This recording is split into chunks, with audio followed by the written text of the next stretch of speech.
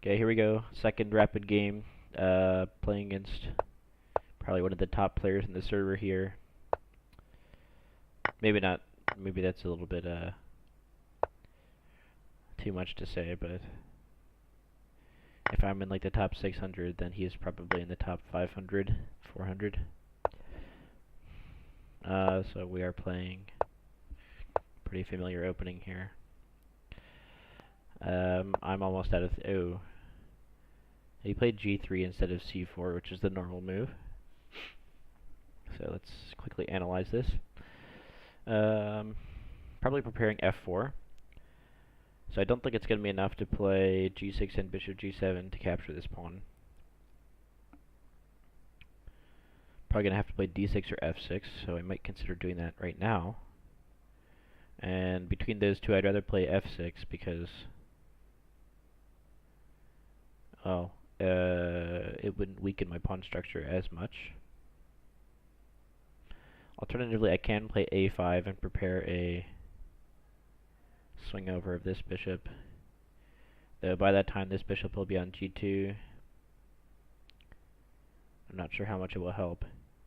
Might help more to play G6 first, wait till he puts the bishop here, then play F6, take, and then I get a free bishop check. But I don't have to play G6. There's no reason to. Let's just do F6 first. That was a very fast capture by my opponent. I don't really want to give him the free development, but he already did. Yeah, he already played G3, so it's fine. And I will maintain this structure. I will play D5. I'll play Bishop D6.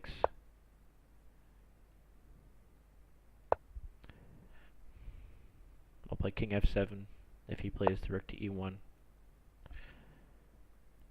Okay, so he's going to have long-term bishop pair compensation, not compensation, but he's going to have the bishop pair. He's going to have me having a worse pawn structure. He did not commit yet to C4, though he might do that very shortly. Can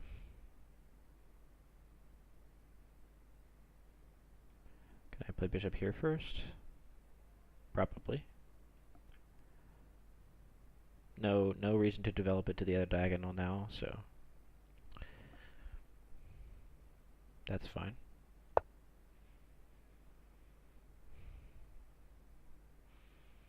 Now I don't think he had to play that, but he did.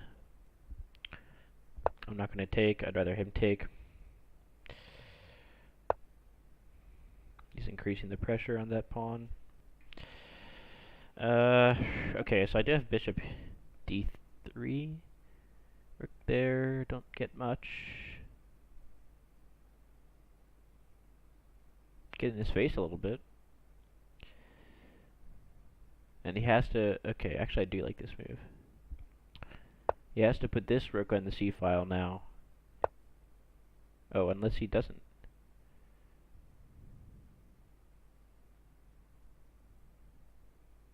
But now I can take this pawn, and he'll take my C pawn. And I'll play Rook B8. If he takes this pawn, then I can't ever move a Rook to E8, though. But how's he going to defend the B pawn? Bishop here.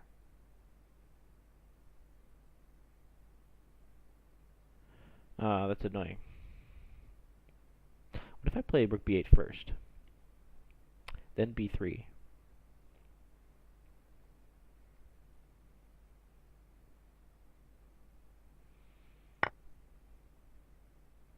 He takes here. Now the bishop's... Okay, actually, I don't know why I did that. I was actually trying to... I was planning on taking with the other thing first. So he's trying to trade everything now? Curious as to why.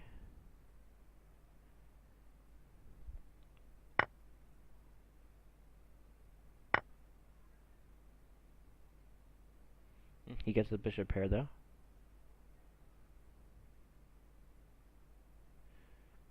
I'm still up. No, not up a pawn. I have to watch this pawn. Which bishop?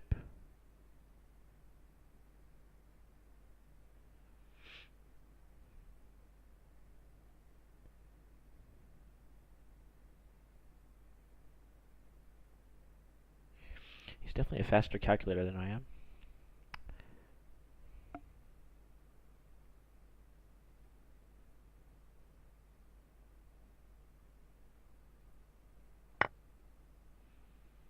I wanted to play knight here, but that's not possible. Can play rook here. Or bishop here. That's possible. I can defend the pawn. I think I'll defend the pawn.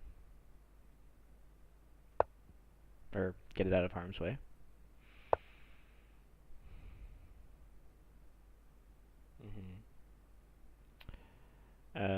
So my options left are to play bishop here, which is sort of just temporary.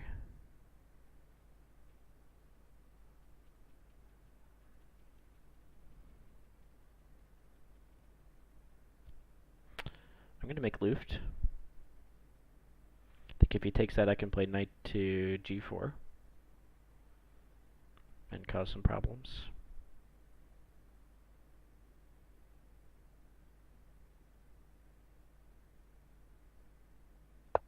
Could be wrong.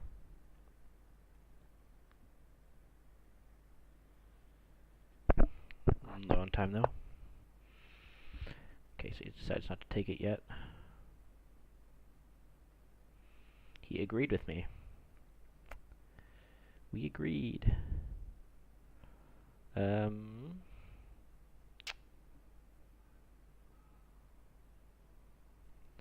know if I'll squared bishop.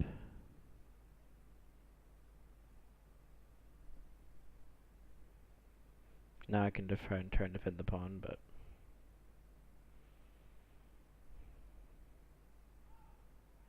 not sure that would work.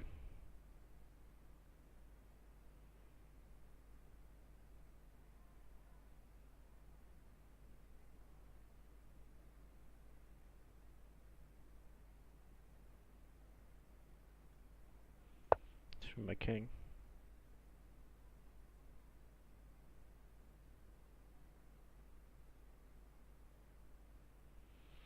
I'm probably not putting enough priority on this pawn.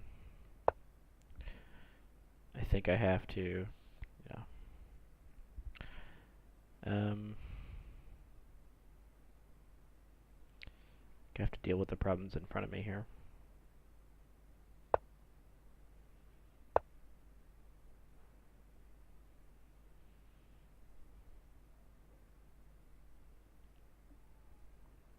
This man's a quick player.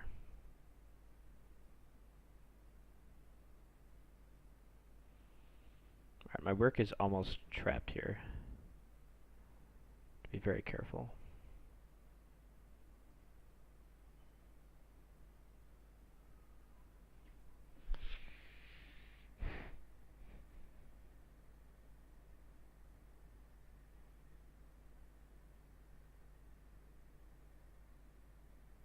Next is bishop d3. Come back here.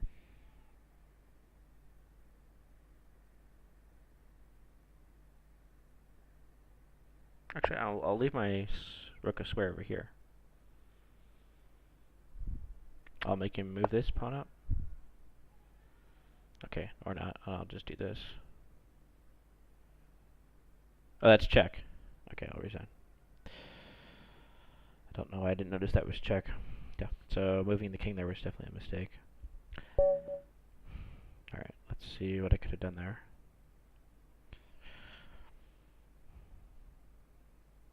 Very, very quick player, that guy.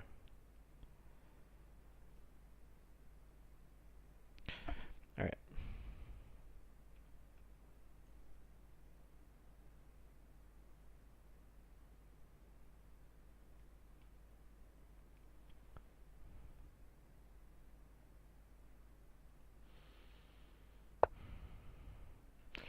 Okay, so even in this mid game, I did give some pretty strong advantage to white, more than a pawn's worth. So Let's try to go back and find out where I went wrong.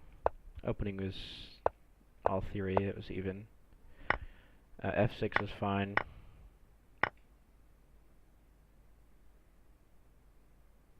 This position was considered slightly favorable to black, which I thought was true. They liked d5, that's what I played. Okay. Now it's slightly favorable to white, but I don't think it's enough to... Yeah, it's just 0.1. So I'm still playing all the right moves. Now they like castling instead of bishop f5. Yeah, I realized that bishop f5 doesn't really do anything at the moment. So I think bishop f5 was premature. I should have just castled. But okay, castling later. It's not a big deal. And then, taking that pawn. So what should I have done here? That was the big mistake. And I was thinking rook b8 instead might have been better. Let's see how the computer likes that. Okay, definitely not as egregious, though it might perhaps slip a little tiny bit. But still definitely an even game. Okay, but yeah. I calculated that d takes c4 does not work so well when he takes this pawn right away, which is what he will do. So I decided I wanted to play rook b8, but then I still played this anyway, so I don't know why I did that. So I did like my bishop d3 idea. And then instead of that, instead of even rook b8, which is my other candidate move, there was a possible bishop e5. And no good way to defend this pawn, because now he doesn't have bishop to d4.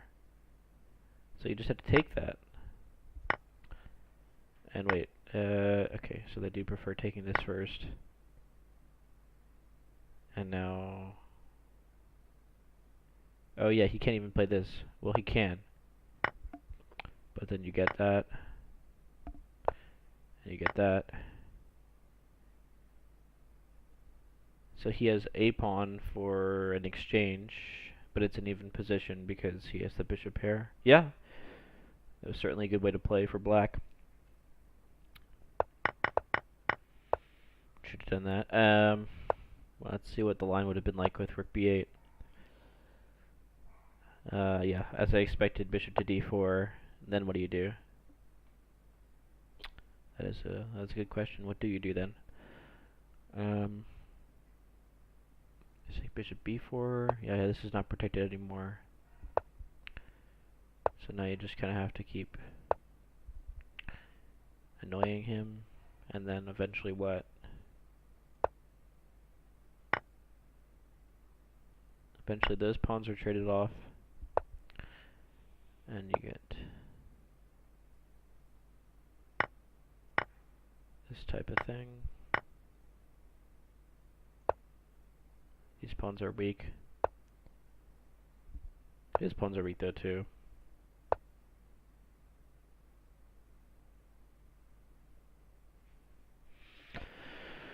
So this would have been a grinder. Bishop pair against no bishop pair.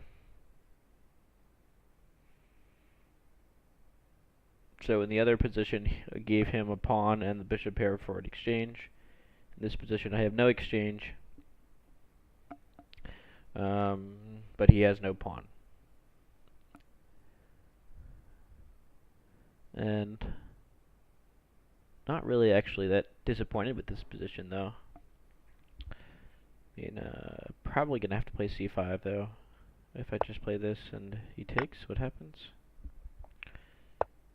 What? Oh. So, but why even do that? Oh, because you want him to go back. Okay. But then what did I just accomplish for that pawn?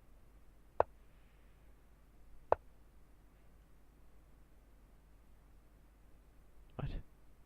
A check, okay. This is kind of like dynamic compensation for the pawn, Which, if you're depending on dynamic compensation against a bishop pair, I don't know if that's going to work out. And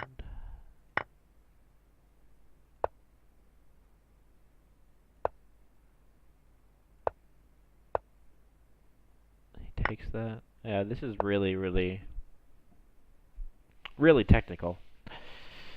So, given the choice between those two variations, I'd prefer the stable variation, where I did have an exchange. I would prefer that one for sure. Alright, guys, let me know what you thought about this game. And as always, thanks for watching. I'll see you in the future.